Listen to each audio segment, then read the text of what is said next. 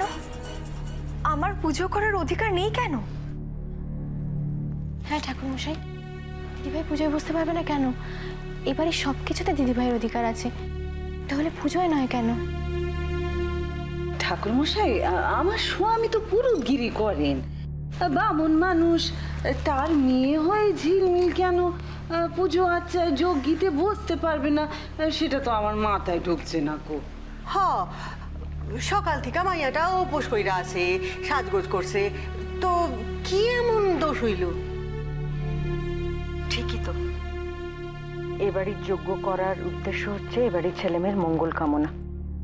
তাহলে ও এবারই বৌমা হয়ে কেন যজ্ঞে বসতে পারবে না? থাক মা, ঠাকুর মশাই যখন বলছেন তখন উনিও বাকি সবার মতো আমার মধ্যে কিছু পাপ দেখেছেন, তাই বোধহয় পুজোয় বসতে বারণ করছেন, বাধা দিচ্ছেন। আর কেউ কেউ তো দেখছি মুখ বুঝে সবকিছু চুপচাপ মেনেও নিচ্ছে।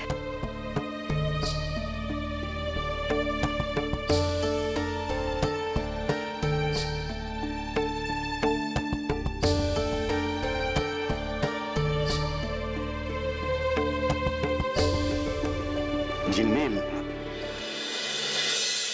ঝিলমিল মা দেখ, ঠাকুর মশাই ঠিকই বলছেন, তুই ওনাকে ভুল বুঝছিস রে মা। দেখ, এটা কোনো পাপ বা বাধার কথা নয়।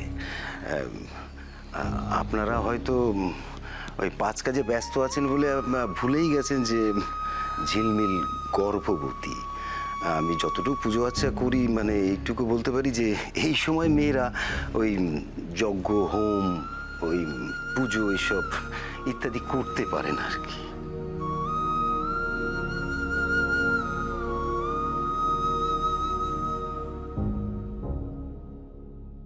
অপরাধ নেবেন না মা, আমি ঠিক এই কারণেই ওনাকে বারণ করেছিলাম।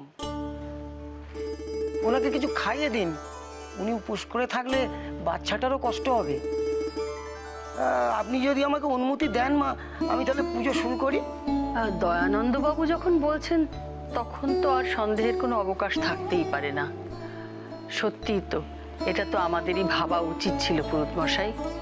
বৌমণি, তুমি কষ্ট পেও না মা, আমরা এখানে বসে সবাই তোমার আর তোমার সন্তানের মঙ্গল কামনা করব। তুমি বরং দূর থেকে বসে দেখো পুজোটা, তাহলেই হবে।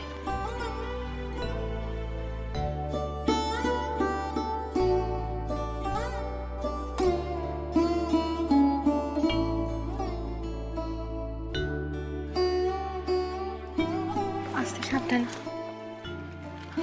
তুমি একটু দেখো, কোনো দরকার পড়লে তুমি